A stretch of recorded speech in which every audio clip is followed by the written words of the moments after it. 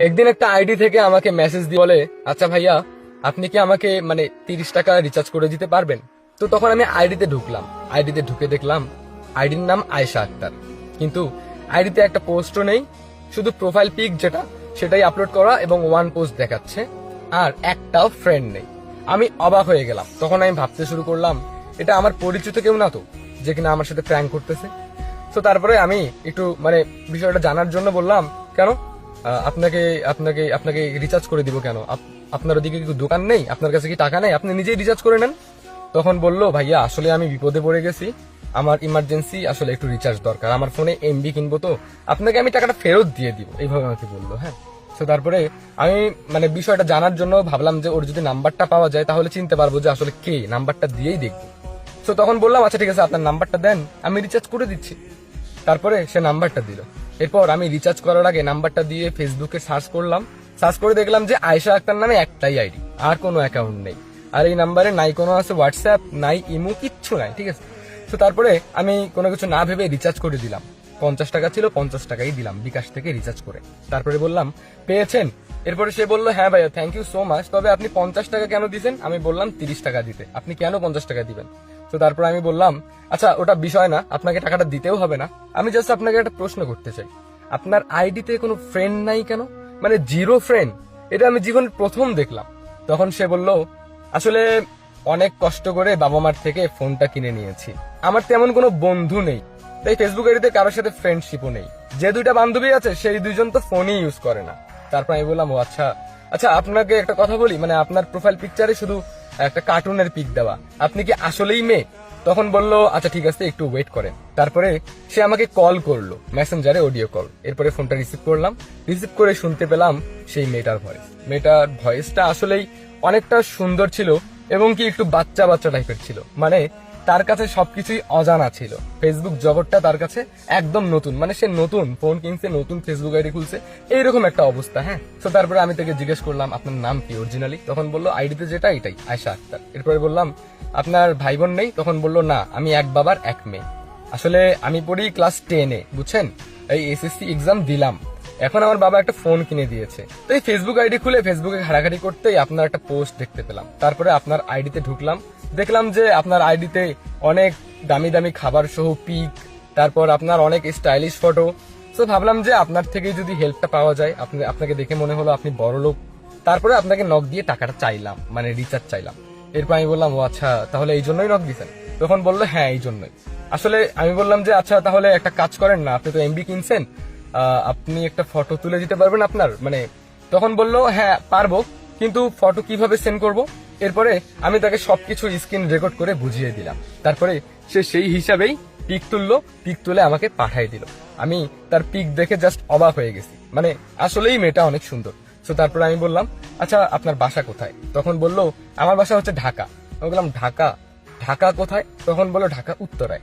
তখন আমি মনে মনে ভাবতেছি, কি রে ভাই, উত্তরার মেয়ে, এত ভোদাই, একটু মাথায় জ্ঞান বুদ্ধি নাই, এইরকম বোকা মেয়ে আমি তো কখনো দেখি নাই। যাই হোক, এই মেয়েগুলো আসলে ইনোসেন্ট, খুব ভালো হয়। তো তারপরে আমি বললাম, আচ্ছা ঠিক আছে, আমার বাসা থেকে বেশি দূর না, আমি কি আপনার সাথে দেখা করতে পারি? তখন সে আর রিপ্লাই করতেছে না। এরপর আমি বললাম, আচ্ছা মনে কিছু নিয়েন না, আমি শুধু আপনাকে একবার দেখবোই সামনাসামনি, আমি আপনার সাথে কথাও বলবো না। তখন সে বললো, যেহেতু দেখা করতে আসবেন তাহলে কথা কেন বলবেন না? তারপর আমি বললাম, আচ্ছা ঠিক আছে, কথা বলবো, একটু আড্ডা দিব, চা খাবো, চলে আসবো। তো তারপরে আমি চলে গেলাম দেখা করার জন্য। ঠিক আছে, তো গিয়ে দেখলাম মেয়েটা বোরকা পরে আসছে এবং কি মেয়েটা শুধু হাতের আঙ্গুল টিপতেছে, ভয় পাচ্ছিল। এরপর আমি বললাম, দেখুন আপনি রিল্যাক্স হন, আমি বাঘ বা ভাল্লুক না যে আপনাকে খেয়ে ফেলবো। শুনেন, আপনি আমাকে ফ্রেন্ড ভাবেন, ঠিক আছে, চলুন আমরা ওই যে রেস্টুরেন্টে গিয়ে চা কফি খাই, ঠিক আছে? তখন বললো যে, না না, কোনো কিছু খাবো না, আপনি আপনি বলেন কি বলতে আসছেন সেটা বলেন, এইভাবে বলুন। আমি বললাম, আরে আপনি রিল্যাক্স হন না, আপনি চলেন আমার সাথে, ওই রেস্টুরেন্টে যাবো, বেশি দূর কোথাও যাবো না, ওই রেস্টুরেন্টে বসে খাবো দাবো, একটু গল্প করে বেরিয়ে চলে আসবো, ঠিক আছে, সমস্যা নেই। তখন বললো, আসলে আমার কাছে টাকা নাই যে আমি খাবো, বিল দিব। আমি বললাম, আরে আমি কি বলছি আপনাকে বিল দিতে হবে? পাগল নাকি আপনি? আসেন। তো তারপরে আমি গেলাম রেস্টুরেন্টে, সেও গেল। এরপর কফি টফি খেলাম। আসলে তার কথাবার্তা শুনেই বোঝা যায় যে সে কোনোদিন কোনো ছেলের সাথে দেখাই করে নাই, এইরকম ভয় নিয়ে চলতেছে। অনলাইনে বিষয়গুলো ফেক থাকে, কিন্তু তারপরেও আমি যাচাই করার জন্য মেয়েটার সাথে দেখা করতে চলে আসছি। যাই হোক, যেটা মনে মনে খুঁজতেছিলাম পাইছি। এরকম একটা ইনোসেন্ট মেয়েই তো দরকার, যেই মেয়ে কিনা কোনো ছেলের সাথেই কথা বলে নাই, শুধু আমার হয়ে থাকবে।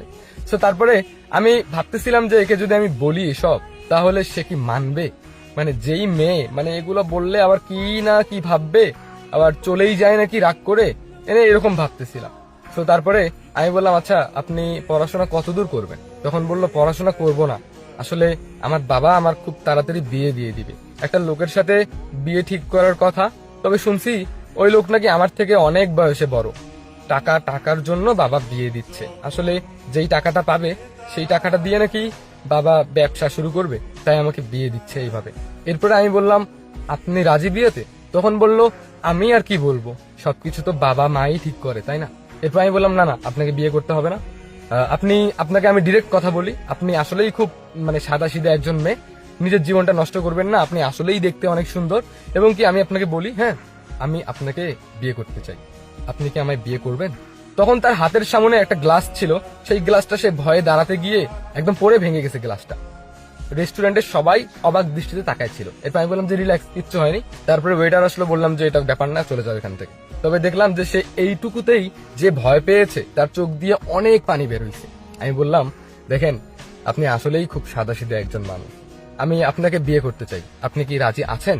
এরপরে সে কোনো উত্তর দিচ্ছিল না। হ্যাঁ, তো তারপরে আমি বললাম, আচ্ছা ঠিক আছে, এখন উত্তর দেওয়ার দরকার নাই, আপনার বিয়ে কি আপনার বাবা মা খুব তাড়াতাড়ি দিবে? তখন বললো যে না, আরো নাকি 8-9 মাস দেরি আছে, মানে 1 বছরের মতো দেরি, 1 বছর পর বিয়ে।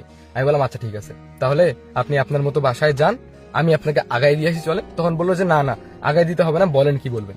এরপর আমি বললাম, আপনি বাসায় যান, আমার সাথে যোগাযোগ রাখবেন, কোনো ফ্রেন্ড টেন্ড বাড়াবেন না, ঠিক আছে? আপনার যা দরকার আমি আপনাকে দিব। এই কথা বলে তাকে আমি রিক্সায় তুলে দিলাম, সে বাসায় চলে গেল। আমি তো শুধু তাকে নিয়েই পড়ে আছি। কি ভাই, আসলে এরকম ইনোসেন্ট মেয়ে মনে হয় না কোথাও পাওয়া যাবে। মানে ঢাকার মধ্যে থাকে এত সাদাসিধা একজন মানুষ, মানে আসলে মনের মধ্যেই জায়গা করে নিছে। হ্যাঁ, তবে সত্যি বলতে আমিও ইন্টার সেকেন্ড ইয়ারে পড়ি, আমার বাবার তেমন কিছু নাই, তবে যা আছে এটা দিয়ে দিব্যি ভালোই চলবে। তো এরপরে আমি তার সাথে কথা বলতে শুরু করলাম। কেটে গেল 3-4 মাস। এই 3-4 মাসে আমি তার সাথে 2-3 বার দেখা করছি, এবং কি আস্তে আস্তে তাকে আমি দুনিয়া বুঝাইছি। আস্তে আস্তে ভালোবাসা কি জিনিস এটা আমি তাকে বুঝাইছি।